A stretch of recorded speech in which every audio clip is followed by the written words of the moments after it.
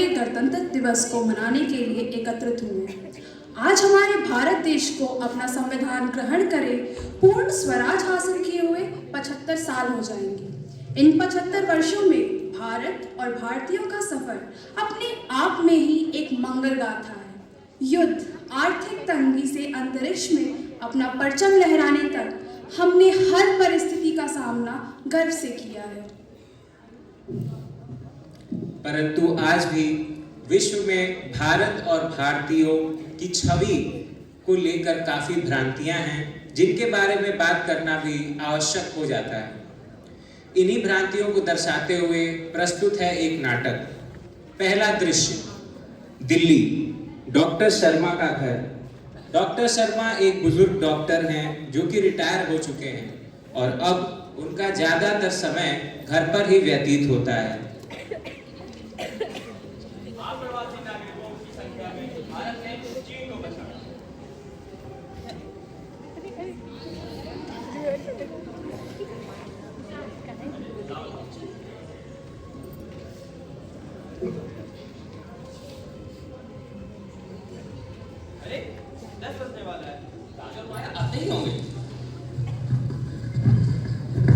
काफी समय हो गया उनको देखे हुए। हाँ, मैंने उनकी पसंद का ही खाना बनवाया है। पता नहीं राज कितना बड़ा हो गया होगा। शर्मा की बेटी माया अमेरिका में गूगल में सॉफ्टवेयर इंजीनियर है, जो डॉक्टर शर्मा के पोते राज को लेकर भारत उनसे मिलने आ रही है। राज एक नव युवक है जिसका जीवन अमेरिका की चकाचौंध में गुजरा है। वो है तो भारतीय मूल का, पर भारत से उसका नाता कुछ खास नहीं है। माया, तुम आ गई। कैसा रहा सफर? कुछ नहीं माँ, अमेरिका से आने में टाइम तो लगता ही है। 14 घंटे की फ्लाइट होती है, इंसान थक जाता है। हाँ, लंबी तो रही है तुम्हारी दूरी। बेटा राज, राज बेटा, अरे सुन तो लो। हाय नानू, और कैसे हो? काफी बड़े हो गए हो। इतने से थे जब तुमने आखिरी बार देखा था मैंने। ऑफ कोर्स नानू, बड़ा हो गया हूँ, हमेशा बच्चा थोड़ी न रहूंगा। और ये बताओ, कैसा रहा तुम्हारा सफर? मत पूछिए नानू। ऐसा क्या हो गया? एक तो आपकी इंडिया की गंदी सड़कें और यहाँ का ट्रैफिक ने बिल्कुल मुझे थका ही दिया। I am too tired now.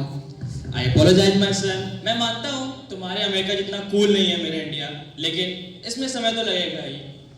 Whatever Nanu, I am too tired. Show me my room.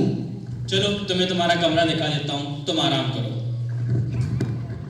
Sorry माँ, मैं इसे इतना समझाती हूँ, लेकिन ये है कि समझता ही नहीं है कि भारत और अमेरिका में बहुत फर्क है। कोई बात नहीं माया, ये अभी बच्चा है, उम्र है जो इससे सब करा रही है।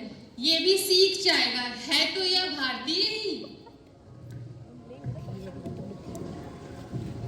डॉक्टर शर्मा आज भी हर इतवार अपने क्लिनिक जाते हैं। डॉक्टर शर्मा राज को अपना क्लिनिक दिखाने के लिए उत्सुक है। दूसरा दृश्य, डॉक्टर शर्मा का क्लिनिक। डॉक्टर शर्मा की अनुपस्थिति में डॉक्टर शाश्वत और डॉक्टर नुपुर उनके क्लिनिक की देखरेख करते हैं।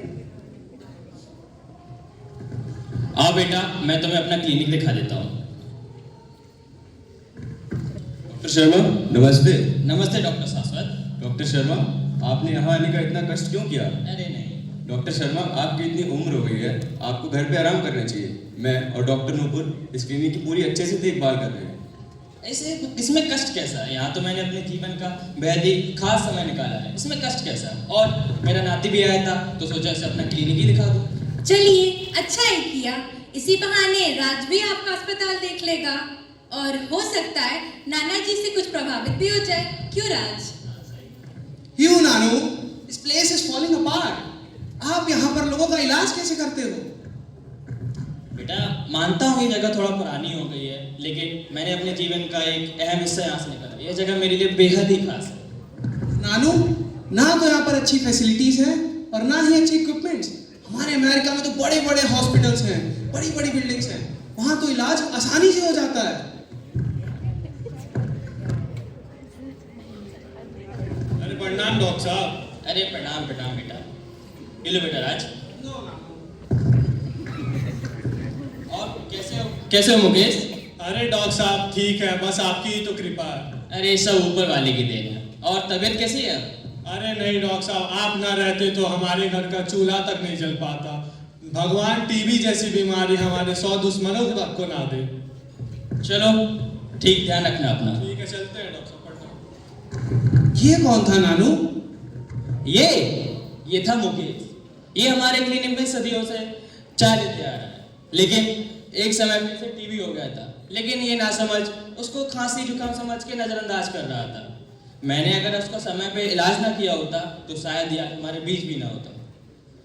ये तो एक सिर्फ नमूना है। हमारे भारत देश में ऐसे हजारों लोग हैं जो अपना समय रहते इलाज, अपनी गरीबी के चलते अपना इलाज नहीं करा पाते हैं। माना कि तुम्हारा अमेरिका बहुत हाईटेक है, वहाँ पर हेल्थ फैसिलिटीज अच्छी हैं, लेकिन वहाँ पर एक छोटे से इलाज के भी लिए हर गरीब व्यक्ति को काफ़ी पैसे देने पड़ते हैं। यहाँ टीबी की इलाज के लिए भी बहुत पैसे लगाने पड़ेंगे।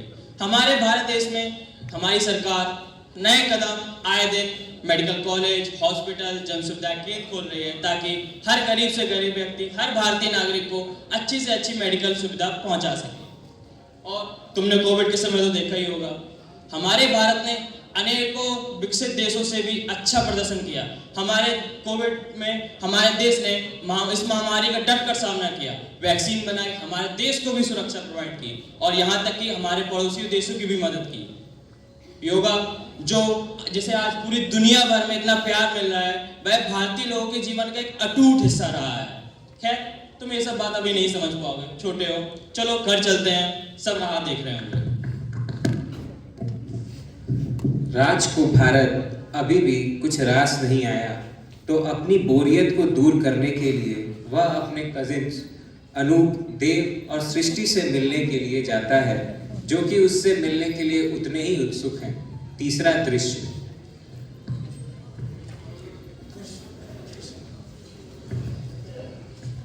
और भाई क्या लग रहे हो, फुल टू अमेरिकी। हाय गाइस, अच्छा हो तुम लोग आ गए। मैं तो बिल्कुल बोर ही हो गया था यहाँ पर। अमेरिका में तो सब बहुत कॉमन है, but this place, oh my God. अरे यार बस कर, जब से आया है अमेरिका किया जा रहा है। तुझसे अच्छे कपड़े खरीद सकता हूँ करोल बाग में जाके। बड़ा है अमेरिका का दलाल। छोड़ो राजने, मैंने अमेरिका के बारे में बहुत सुना है। I really want to go to New York. ये देखो, एक आया नहीं कि दूसरा जाने को तैयार है। आओ यार, तुमको दिल्ली घुमाता हूँ।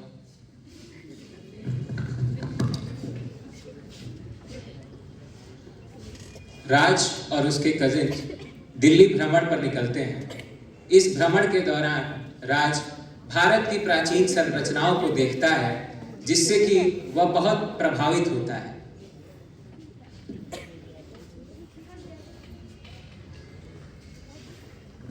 थक गया यार, चलो कुछ खाने चलते हैं। अरे मैं जानता हूँ बहुत अच्छे खाने की जगह, मैं तुम सबको वहां लेके चलता हूँ। चलो चलो मेरे साथ चलो। अरे महाराज जी, ये देखिए, ये अमेरिका से आए हैं। अपने यहाँ का सबसे मीठा व्यंजन इन्हें खिलाइएगा।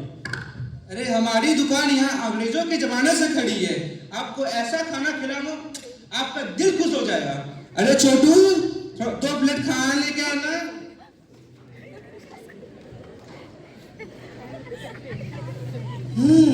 This looks spicy. स्पाइसी? मसाले हमारे देश की पहचान है।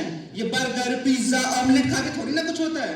जब तक सब्जियों में मसालों का स्वाद न चढ़े, गले से ठंडाई ना उतरे, होठों पे मलइयों का मिठास नहीं रह जाए, तब तक वो खाना ही क्या। Looks tasty.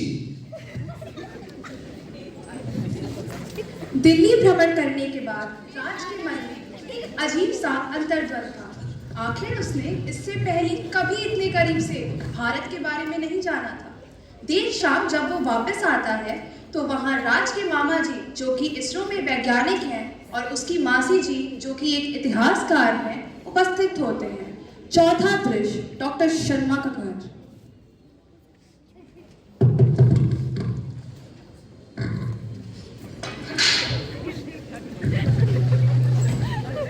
और बेटा, कैसा रहा आज का दिन? ठीक ही था। मैं बहुत थक गया हूँ।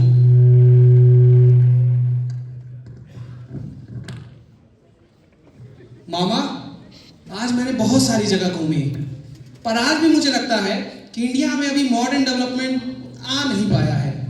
क्या कहा तुमने? भारत के बारे में तुम जानते ही क्या हो लड़के? इसरो में 10.5 साल से काम कर चुका हूँ। एक बैलगाड़ी पे रॉकेट्स का पार्ट ट्रांसपोर्ट करने से लेकर हमसे कई गुना ज्यादा विकसित देशों के सैटेलाइट्स को यहीं पर निर्मित रॉकेट से हम स्पेस में छोड़कर आते हैं। चंद्रयान, मंगलयान जैसे अनेकों मिशन सक्सेसफुल किए हैं और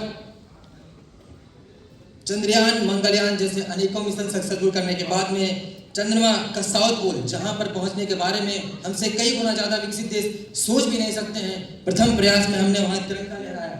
और तुम 4 दिन अमेरिका में रहने के बाद ये कहते हो कि भारत में क्या है और भारत की डेवलपमेंट कैसी है। माया, बताओ इसे कि गूगल और उसके जैसे कई बड़ी कंपनियों के सीईओ भारतीय ही रह चुके हैं।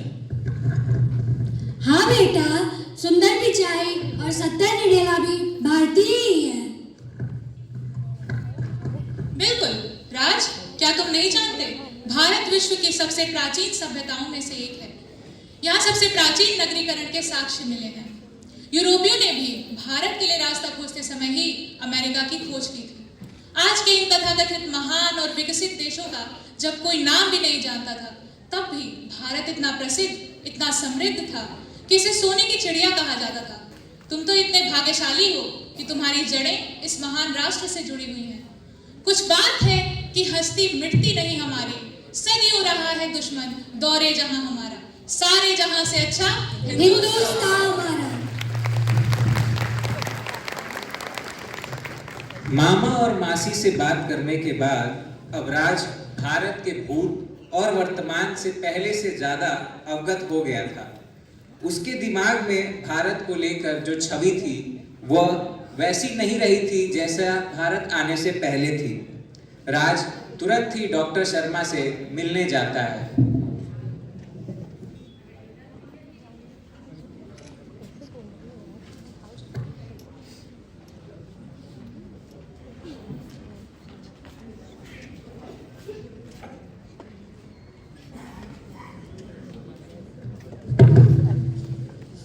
नानू,